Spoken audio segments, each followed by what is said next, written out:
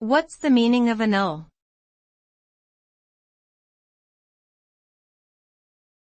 Annul.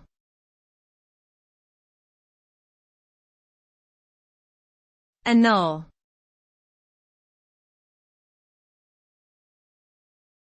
Annul.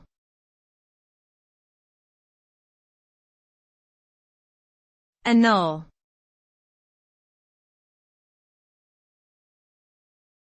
Annul.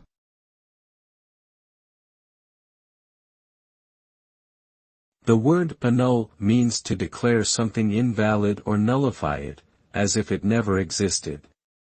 This can apply to contracts, agreements, marriages, laws, or other formal arrangements.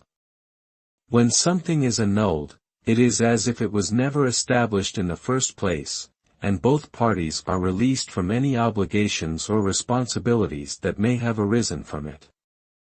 The result of annulling something is to render it completely void and ineffective, preventing it from having any legal or binding force in the future.